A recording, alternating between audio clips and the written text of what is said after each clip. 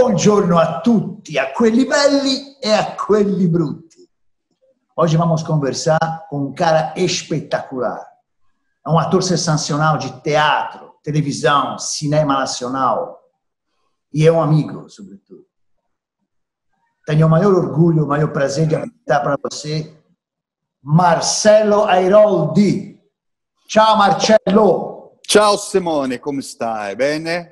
Tutto bene. E tu? Muito bem, muito bem. Melhor agora conversando com você, meu amigo. Quanto Que tempo? bacana, que bacana. Do tempo de Deus Salve o Rei, quando a gente... Deus salve o rei. Deus Salve o Rei. Deus salve. Olha, foi tão incrível, né? Aquele projeto, tão gostoso de fazer, tão maravilhoso. Muito bom, sobretudo com a direção primorosa do Fabrizio Mamberti, não é? Sim, outro italiano, né? Tutti buona gente, ma Mamberti.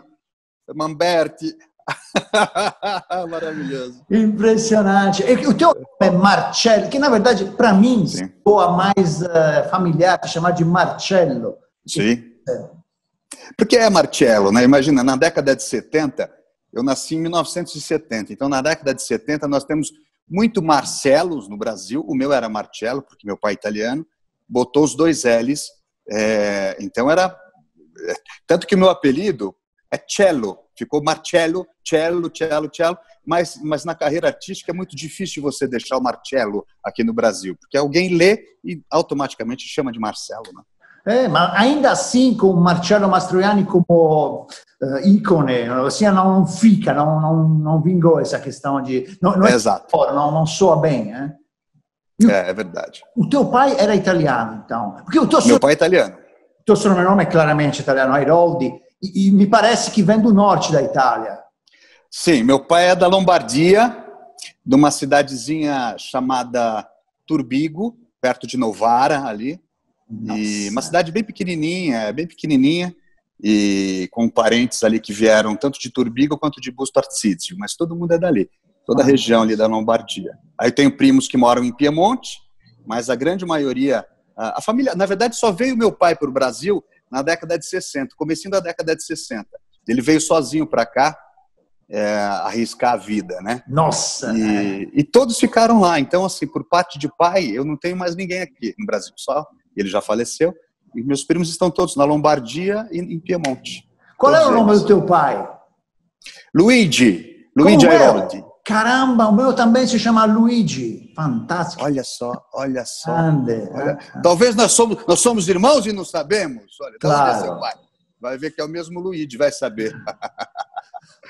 Mas você sabe que quando nasceram os meus filhos, eu fiquei muito na dúvida se eu não colocava Luigi no nome, porque eu acho tão bonito, Luigi. É sonoro, soa bem, sou italiano pra caramba. Mas ficaram o Dante e Ettore. Italiani, que mala bem. Italianíssimos. Você viaja para lá, você frequenta a Itália, como é que é? Olha, Simone, a família é lá ainda? É lá. Menos do que eu gostaria, mas eu tenho ido para lá, eu tenho tido bastante contato com eles. Agora, não só via internet, obviamente.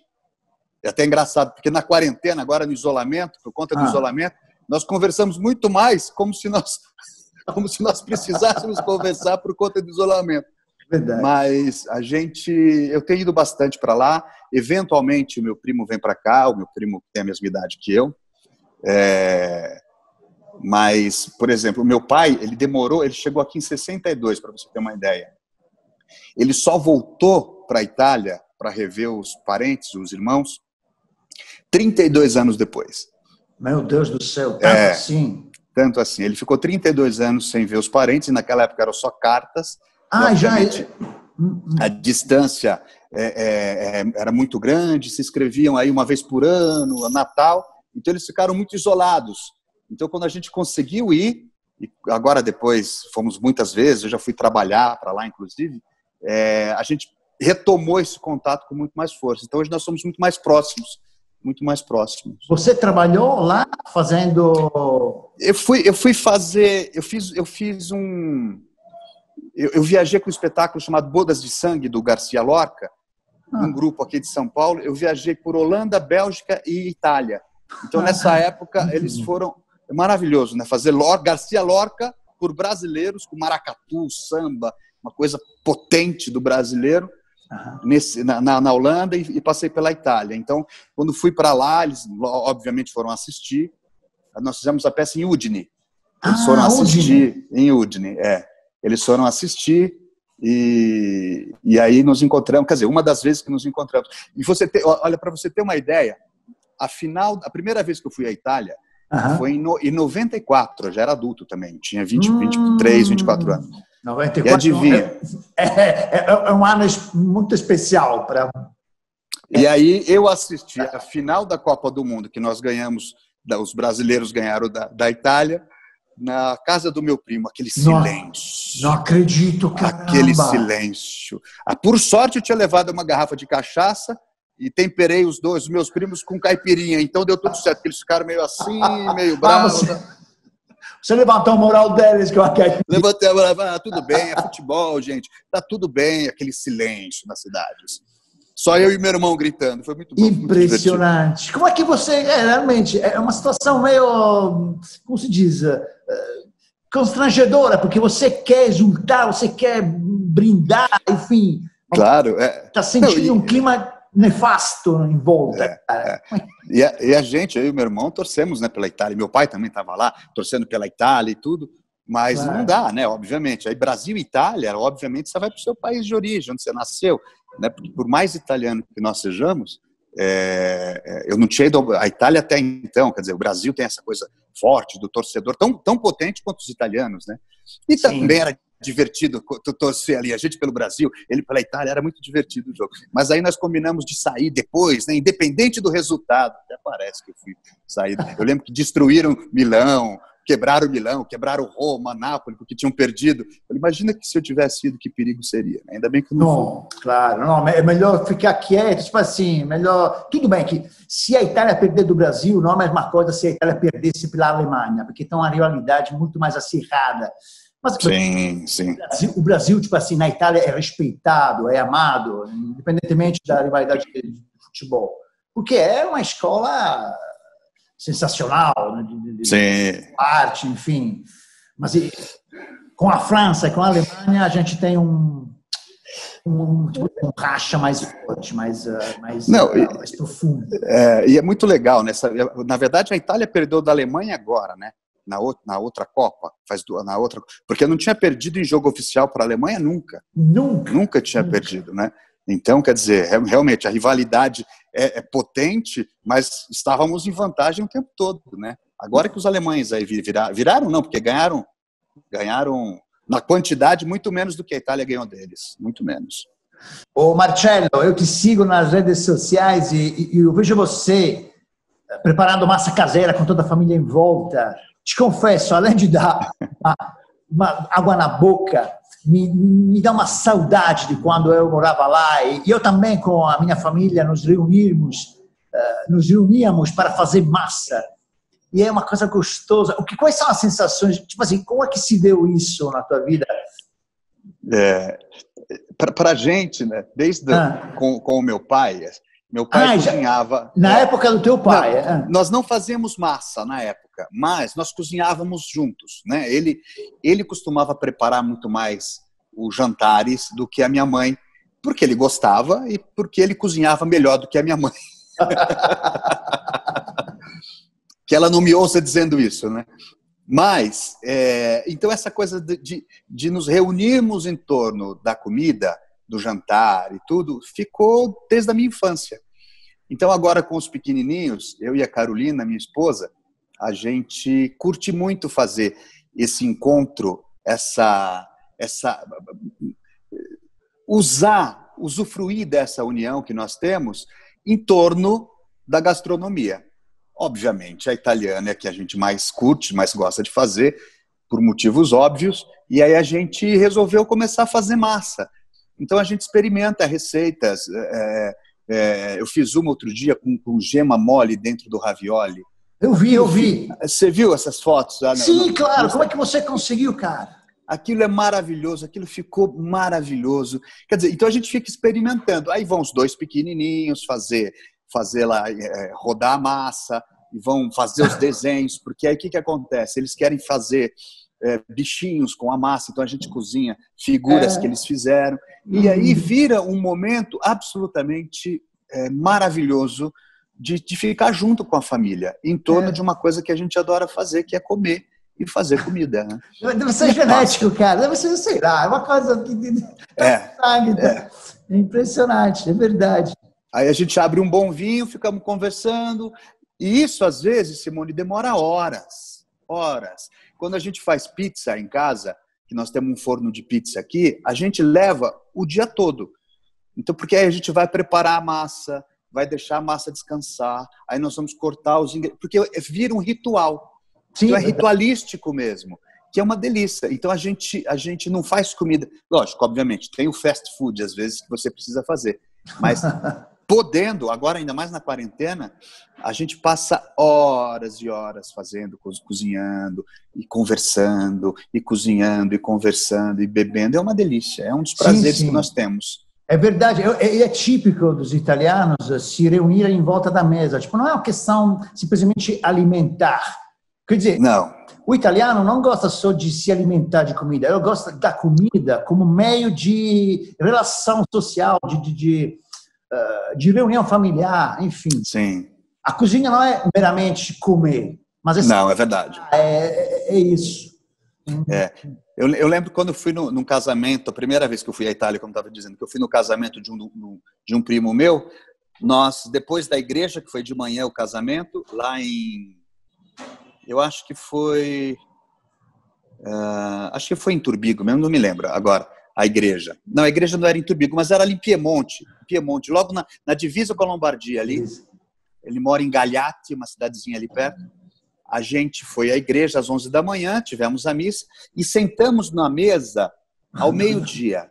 Eu não esqueço disso nunca. Nós nos levantamos da mesa às 6 da tarde. Sim, caraca. Às 6 da tarde. Porque aí vem um prato, conversa, bebe, vem outro prato, conversa, bebe, e foi absolutamente maravilhoso. Maravilhoso, é isso. Porque a gastronomia não é para se encher, né? Para degustar, para comer bem e para elaborar a família, a conversa, a amizade, os amigos, né? E não é aquele prato único, como você sabe bem. E tem um antipasto, primo, secondo, dolce, é maravilhoso. É complicado. Mas é por isso que a gastronomia italiana invadiu o mundo, né? Invadiu o mundo. Todo mundo quer fazer isso também, né? Todo mundo quer comer bem. E, obviamente, uma das gastronomias mais atraentes, certamente, é a italiana. Né? A gente sabe muito bem disso. A gente está explorando isso também para o nosso programa, porque a gente vai dar dica de culinária. Olha, que maravilha. Claro. Não pode Perfeito. A gente não pode se eximir disso, é claro. É verdade. Agora, a Itália, por exemplo, eu sei, o Marcello, que a Itália também, que a gente te marcou, porque o fato de você ser filho de um italiano, casualmente você acabou interpretando um personagem, como se diz, fundamental para a cultura musical brasileira, que só era filho de italianos. Como é que se deu isso? Olha, o João Rubinato, né, que é o Adoniran Barbosa, ele foi uma coisa absolutamente maravilhosa que aconteceu na minha vida, porque foi um projeto que o Fabrício Mamberti dirigiu. Olha lá, olha que coisa maluca. Depois a gente se encontrou, a gente de vez em quando se encontra na carreira aí. Depois em Deus Salve o Rei de novo. Mas em 2008 eu passei num teste para fazer o Adoniran Barbosa, que é filho de italianos. Pouca gente sabe disso, realmente. Pouca gente sabe, ele se chamava João Rubinato. Tem uma cena, inclusive, no programa, que é o Por Toda a Minha Vida, que tem uma discussão dele com os pais, e é uma cena em italiano. Os pais falando italiano com ele, e ele dizendo, o pai dizendo para ele que não podia se chamar, que não podia ter artista na família, porque artista era vagabundo. Nossa, nós estamos falando disso no começo do século XX, né? Pouco depois, assim. E aí ele fala, então eu não me chamo mais Rubinato, agora eu me chamo Adoniran Barbosa, que é quando ele assume, de fato, esse perfil artista dele e começa a fazer sucesso na rádio, tudo. Então, esse programa, Por Toda a Minha Vida, é um documentário que tem dramaturgia, mistura as duas coisas, e eu pude interpretar esse cara, que foi uma honra para mim, porque ele é um dos dos artistas ou dos sambistas mais importantes da história do samba brasileiro, com certeza. Fantástico. O programa está ainda disponível No YouTube tem. No YouTube no tem. Se colocar Por Toda a Minha Vida, Adoniran Barbosa, ele tem inteiro lá. Ele tem. Eu já cheguei a assistir uma vez.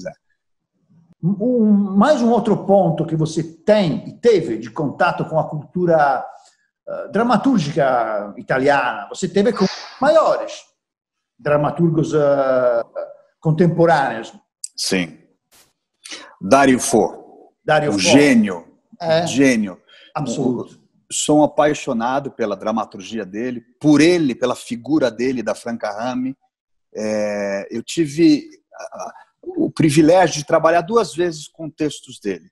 Uma vez nós montamos, olha, puxa, há muito tempo, há uns 25 anos mais ou menos, 26 anos atrás, eu montei, aqui no Brasil chamava Casal Aberto Quase Escancarado, que eu acho que era Coppia Aperta Quasi Spalancata. Bravissimo, em italiano é esse. Né? É isso, né? O nome, eu acho que era isso, eu não lembro. Coppia Aperta Quasi Spalancata. Isso mesmo, que era uma relação, um debate sobre amor livre, era muito engraçado, muito legal. Eu e uma atriz chamada Adriana Fortes, a gente fez na época com direção do Sérgio Coelho, antes de eu entrar na Escola de Arte Dramática, foi muito legal.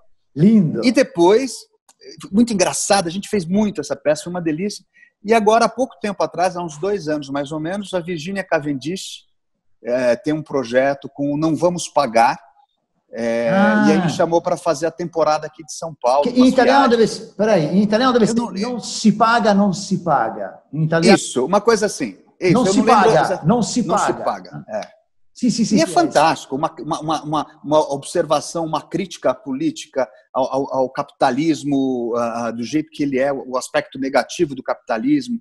Então, foi maravilhoso, absolutamente maravilhoso. História de uma família de operários e tudo, com todos os quiprocós que o Dario Fo é genial para fazer. E a peça, a gente levou para a periferia de São Paulo, a gente fez no Teatro Folha, vamos dizer assim, que é no Higienópolis, para a elite paulista, e fizemos na periferia, no projeto dos Céus. Então foi absolutamente maravilhoso e o texto dialoga com todas as pessoas, que isso é uma capacidade de um bom autor fazer, com certeza. Cara, realmente, Marcello, você chegou no ponto. Se você é compreensível para todas as classes, você acertou em cheio. Acertou a tua arte. Você é verdade. E pegava todo mundo. Então, esses encontros que eu tive com a dramaturgia do Dario Fo, foi absolutamente maravilhoso, adoro ele. É que uma pena, Marcello, que a gente está terminando agora. Eu queria que você deixasse para nós o que você está fazendo nesse período, quais são os teus projetos. Tá. Bom, aqui, na quarentena, agora nasceu um projeto chamado Rede de Leituras. Então, nós temos encontrado aí 3 vezes por semana, olha só agora, lendo textos da dramaturgia contemporânea brasileira em geral, mas aí reverberando, repercutindo em vários outros lugares. Vamos ter Shakespeare agora, vamos ter textos latinos sendo lidos, uruguaios. Então, é um grupo de mais de 200 artistas lendo textos para não deixar morrer essa chama do teatro nesse período que a gente não pode se encontrar com as pessoas. Então, a gente achou a via da internet para continuar se encontrando e fomentando a dramaturgia. E é isso, temos que continuar, né, lutando para que a gente consiga se reinventar nesse isolamento e superar isso da melhor forma possível. Sim, perfeito. A tua ideia é genial, tipo assim, genial. É necessária, mais do que necessária, realmente é ótima. Marcello, infelizmente, a gente tem que terminar o papo. Queria muito mais, mas o tempo é esse, então eu posso só dizer grazie mille, Marcello. Grazie a te, foi um prazer te rever aqui, ainda que à distância, mas tão pertinho ao mesmo tempo. E um beijo para todos. Amei participar e conversar com você. Caramba, que bom, que bom. Gente, então, deixa aqui um registro muito importante. Não se esqueçam de se inscrever no nosso canal, que para nós é fundamental. E, sobretudo, deixem muitas curtidas nos nossos vídeos e nas nossas realizações aqui nesse canal, tá? Então, Marcello, arrivederci. Ci vediamo dopo. Ci vediamo dopo. Aspetto. Un abbraccio, Marcello. Ciao.